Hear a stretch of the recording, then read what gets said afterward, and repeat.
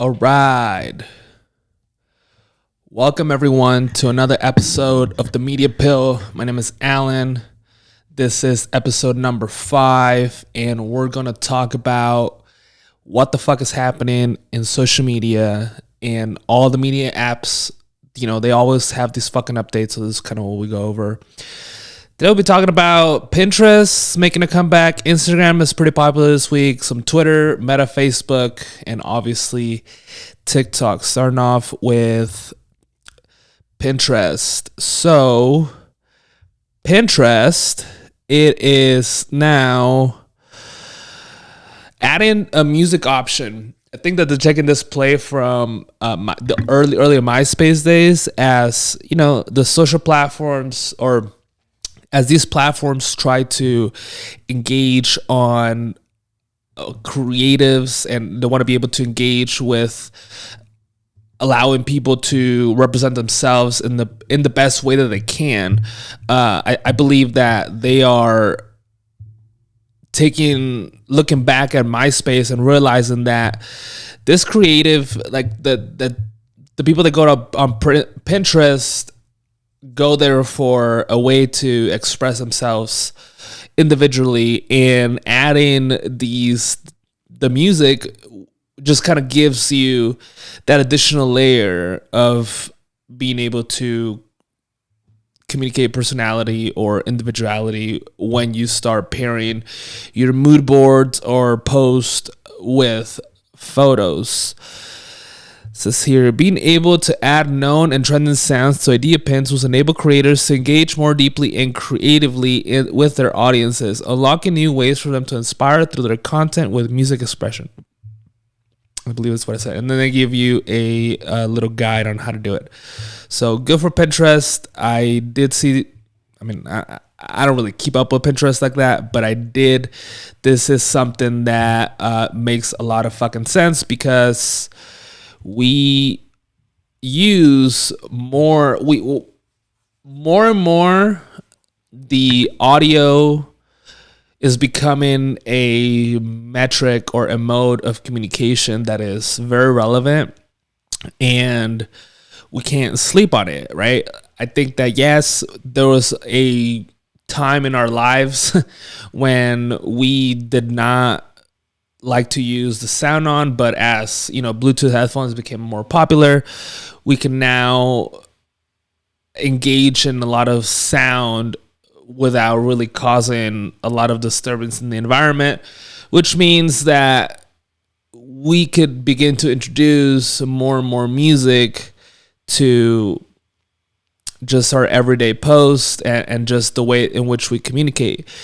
And speaking of, TikTok is also adding to their music engagement, or the way that they allow us to use music to enhance our post.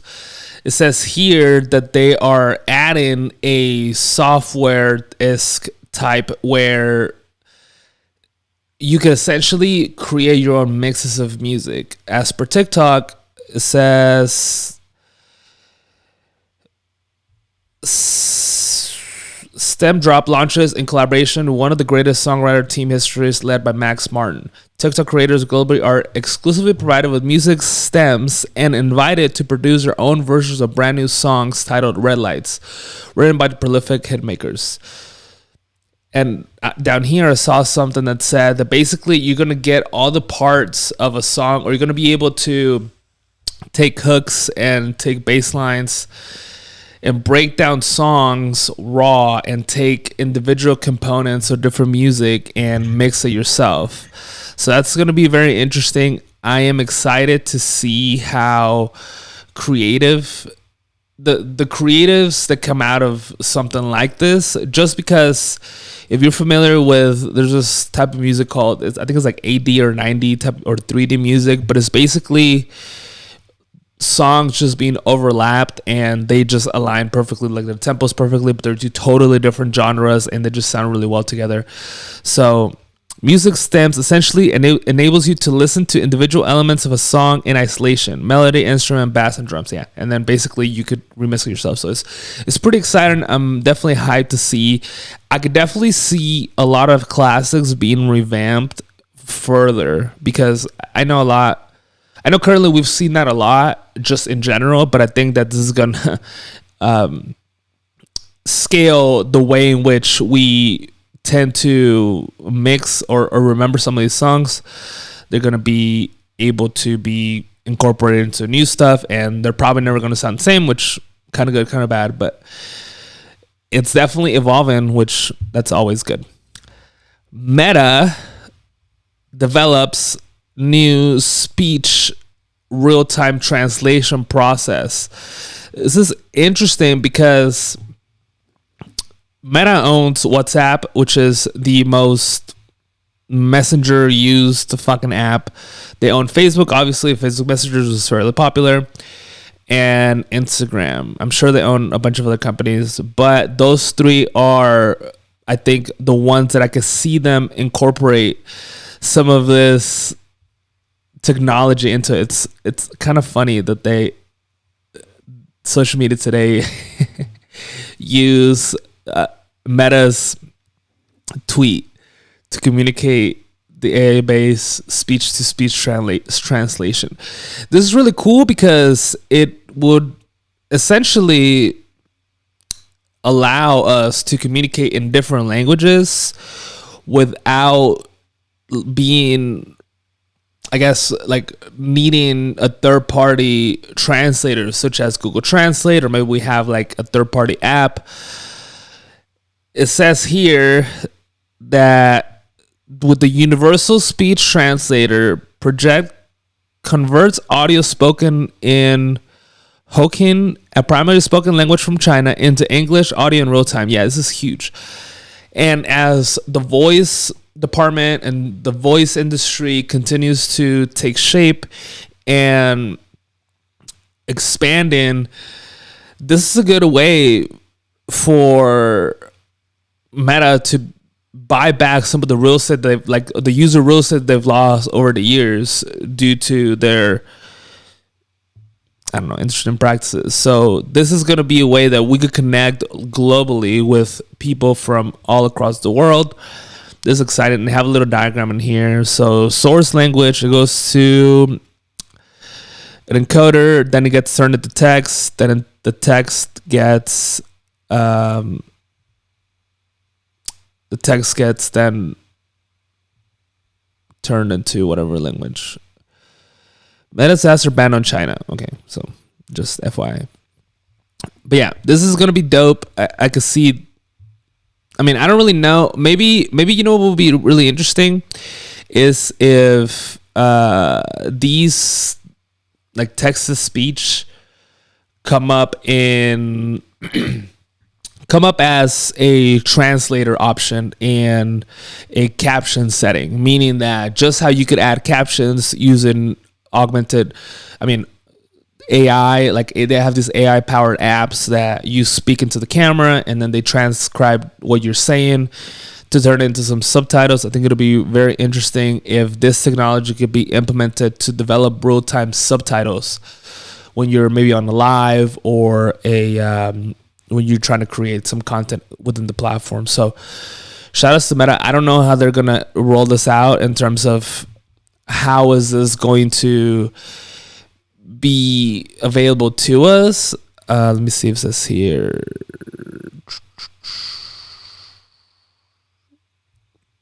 I don't think it really says exactly where this is going to be available. I imagine maybe in the messenger or calling sections, but we'll see.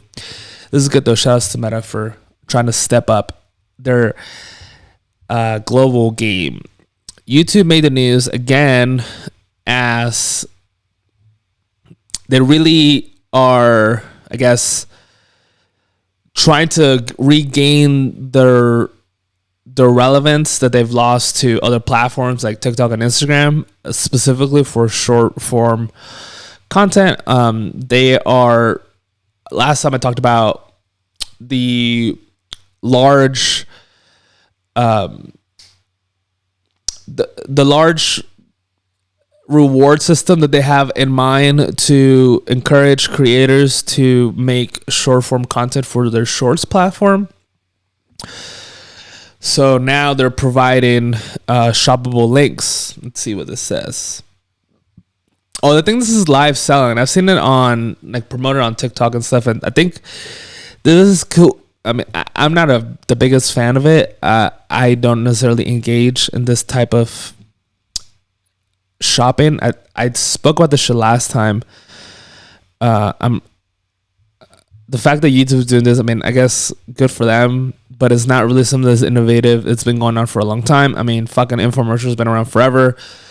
We're no longer watching TV. We're no longer watching long form content on our computers only. We're also doing it on our phones. So now they're trying to bring the same infomercial vibe to these other platforms. Good for them. Not really, I guess, my favorite thing, but this has been going on for a while, so I guess it's about time. Instagram launches live test of native post scheduling app. Okay, so this is good. If you're unfamiliar with tools such as Canva, Later, or there's a bunch of like Lumi. We use Lumi for our company, but there's a lot of third-party softwares out there that allow you to schedule posts long in advance. And it says here that Instagram is now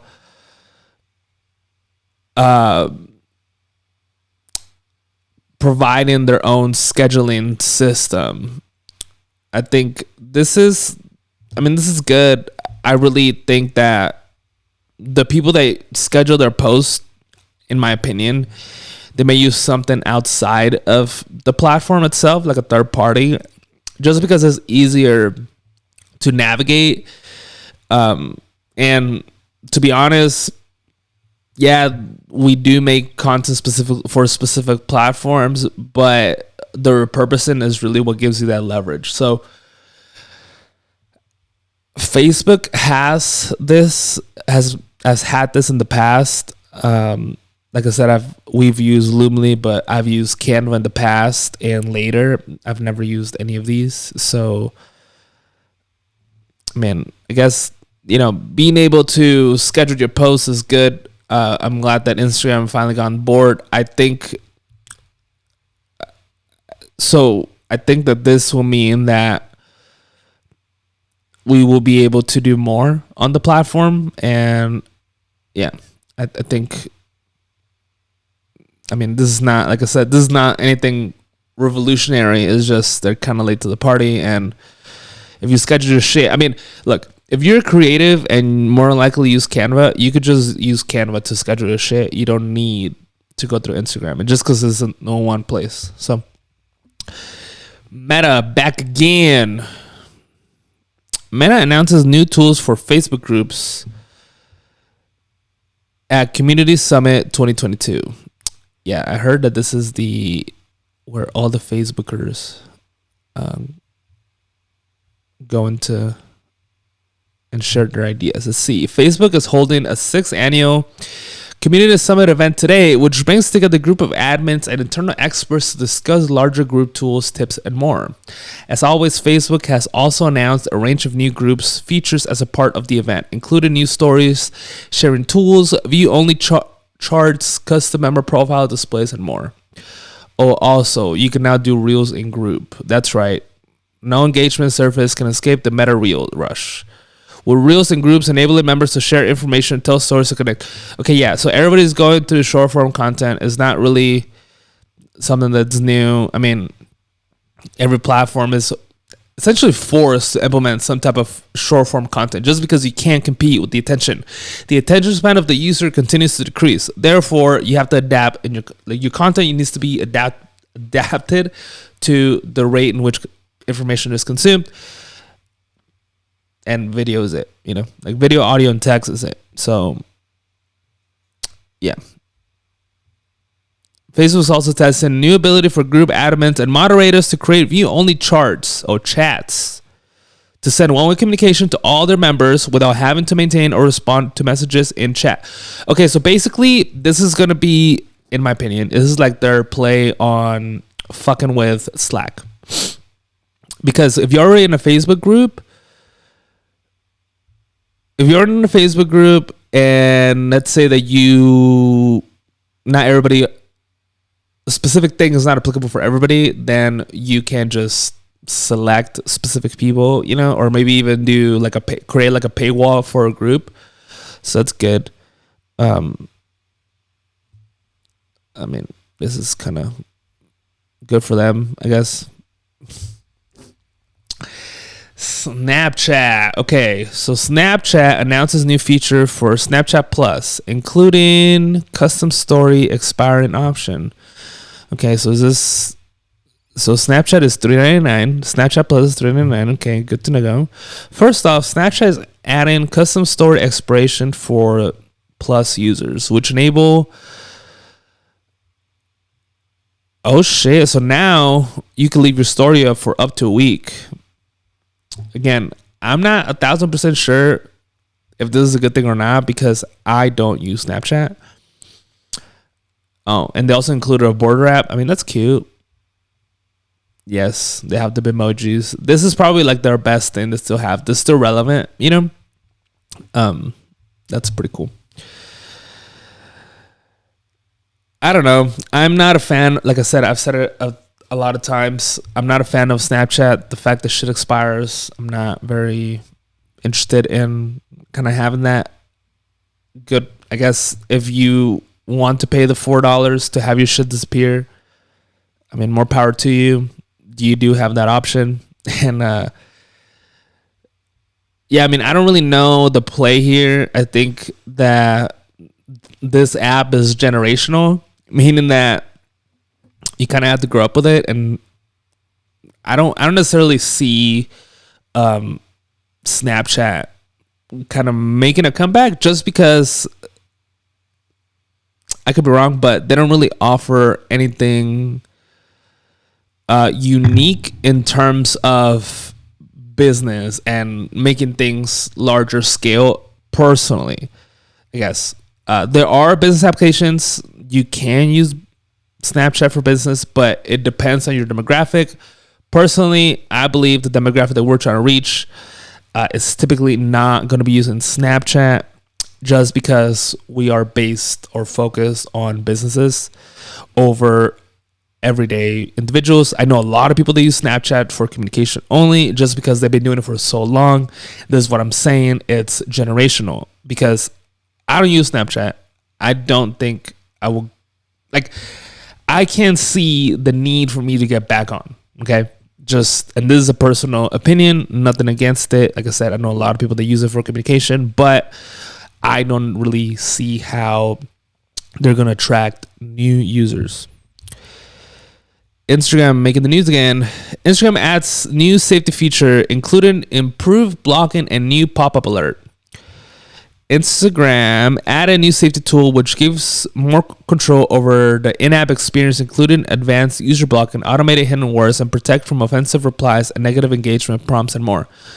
Okay, so I've definitely been harassed on Instagram, and I have thick skin, luckily, but I've seen how this can have a negative impact on people. I think that this could be a good thing, because there is social harassment, in social media, it does have, like I said, a negative impact for some people. So the fact that they're using, IP identification to better block people, that's good. And I think that will kind of give also more of an opportunity to, I guess, have a say on what you get exposed to. In my opinion, though, it's a social media platform. I don't really think this is necessary. There are a lot of things that happen that you may not want to see, but it's kind of the it's the consequence of using the application, you know? So this is, like I said, it's interesting. It's also, you're going to be able to filter out DMs, direct messages, if they are harmful. Again, this is just a something that some people could benefit from. Some people, it's not going to matter. I don't really think that the user experience is going to change unless you purposely are doing stuff or kind of posting content that welcomes that type of hate. But I mean, you never fucking know. So good for them to try to keep their users as comfortably as possible. I think that this may give some people a little bit more confidence when it comes to maybe posting, just because the backlash is the biggest deterrent for content creation. And I've said it before, Instagram is losing users and losing retention, right? So good for them. It's good to see Instagram adding more protection tools and options. In other words, help people curate their in-app experience, especially consider the negative mental health impacts that Instagram engagement can have on young girls in particular. With this in mind, anything that could be done should be at least be considered. And again, it's good to see Instagram continued efforts to implement improved safety and security features. Guys, it's a fucking social media app. Unnecessary, in my opinion. But good for them. There was a time in the LinkedIn history where you were swiping like left and right. And I never got that update. I don't know if anybody out there did, but I'm excited to see LinkedIn coming back with the auto captions on videos. I wonder if they're going to do the auto-generated captions like TikTok and Instagram have been doing. Let's see. As you can see in this sequence, now when you upload a video clip, you'll have the option to activate automated captions. Auto captions could be added as soon as they're available. You'll be able to review them before they're published. Auto captions can be a big help, not just for those with hearing difficulties, but also people watching a video with sound off. I've said this last time. Look, people that use fucking LinkedIn, for the most part, they use it at work. So, and I mean, yeah, people that work from home, so like, obviously. However, if you think about it, people that use it may not necessarily have the sound on. So for them to have auto captions on their videos is going to give them a big upside, because it's going to help the user retention, in my opinion. I think that this is going to put LinkedIn on the map, because it's going to be another place for people to technically post their content or repurpose their content. I mean, you could still do this. You were able to do this in the past. I mean, the way that we did it is we either use a third-party software to auto-generate the captions, then upload the video with the captions already into the media platforms, or just use something like Instagram, get the words that you want on screen, download it, then re-upload it to whatever media platform you can do. It's good that they are having this already in there, built in. So good to see where LinkedIn goes. I think the professionalism of LinkedIn is still there. I think the usage, it's still there. I don't necessarily think a lot of people post, though. I think there's more spectators than contributors, in my opinion. Instagram back on the news with the creator portfolio. I think that this is just going to... I was thinking about this last night, and I think that as creators and as content creators, this is essentially a opportunity for a lot of people to make a lot of money if you understand the skill and the marketability concepts and blah, blah, blah, blah, blah. I think having a creator portfolio, though, it'll give you a greater opportunity to expand your reach and to be able to document appropriately your potential, essentially, what you've done and some of the things that, or some of the milestones that you've been able to accomplish. I heard that yeah, so there's this thing called Creator Marketplace listings, and I don't remember if this is um, in the app or is it a third party app or what. But essentially, you have a catalog or multiple catalogs of multiple creators with their demographics. No, I believe this is on TikTok. Actually, they may be copying TikTok, where you have these portfolios, and each portfolio is an account or maybe a couple accounts that give you an insight on who they could target, what's their audience size, blah blah blah blah. And this is something that you could take with you. And like I said, just use it as a leverage point when you're trying to expand your reach. It says here, whether that holds up, the reality remaining to be seen. TikTok is the app of the moment, and YouTube offering greater monetization potential. Instagram is still hugely popular too, and there are major opportunities that are there for the right creators, which will expand via new showcase option in the app. Yeah, so basically, they're trying to find ways to niche down their creators and kind of have creators proprietary to each platform. I think that's where we're going. To be completely honest, you're going to have creators that maybe are only successful on, not that they're only successful on one platform, but that they may only do business on a specific platform. Like maybe people only post to YouTube, but they don't post to Instagram. That may be different. And then people that like post only to Instagram, but they won't post to YouTube. And that, I think that we'll start seeing that a lot more based on these creator portfolios and what you've been able to accomplish and what's been shown on the app. Oh, Elon Musk. Let's see. It says here, Musk plans massively staff cuts and at Twitter, jokes about merging with free speech social networks. Okay. Yeah, so last week I talked about one of the articles that I read said that Musk was ready to move forward, and then like 2 days later another article came out saying that it was completely contradicting the article. So I'm excited, not really, to see what happens this week. But it looks like still Elon Musk is still buying Twitter. So interesting to see what will happen.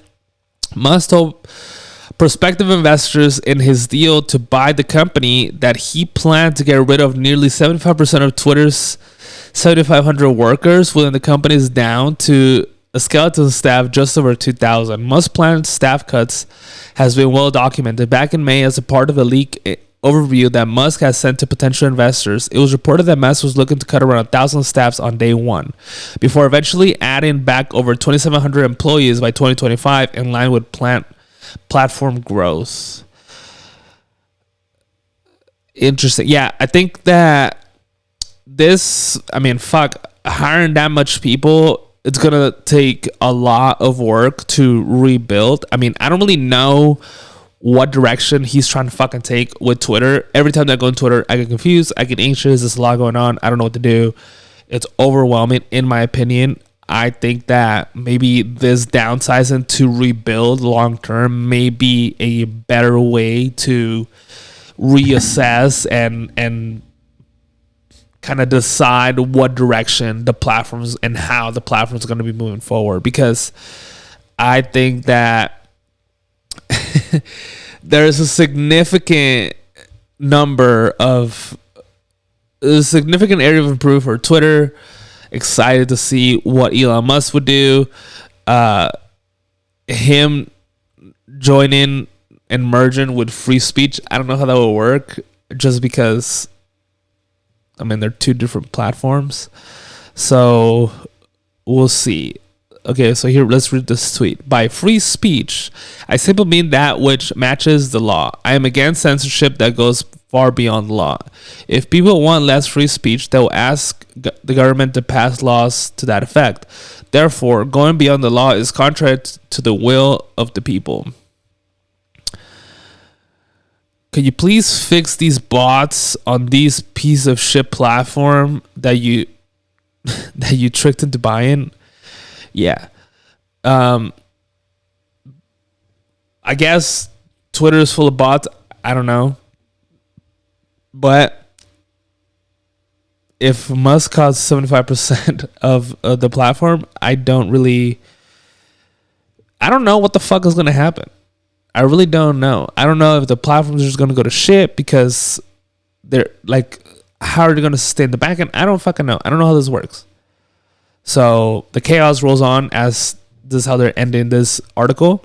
And I believe it because we don't know what the fuck is going to happen. Hopefully by the end of the year, we know if Elon Musk is buying fucking Twitter or not. Lastly, a report finds that Facebook and TikTok are approving ads containing political misinformation. If you haven't watched The Social Dilemma, I highly, highly encourage it. It's on Netflix. It talks about just how information is spread and how information could be addicted, and how the information that's addicting, there is no way of essentially, like, you can't be addicted to good information or bad information. Like, it doesn't work that way. It means that you're constantly seeking more, and media platforms tend to use this as a leverage point to get you to stay on the platform.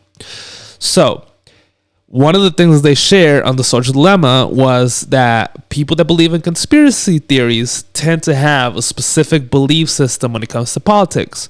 So they had been planting seeds to specific political parties or sides of the political spectrum to manipulate the reaction of the country, from what I gathered in the movie. Supposedly, they were going to re-regulate or regulate a lot of this coming forward ads and campaign ads. Specifically, Facebook was going to fact check them. I think it was when the Panini was going, like when 2020 was just popping off, you know, when things were going downhill. I think there was a time when Facebook had, I think, stated that they were going to fact check to every source of information to prevent misinformation to be spread through the community. So I think we mostly just assumed that was going to be the case moving forward. Apparently that hasn't happened. So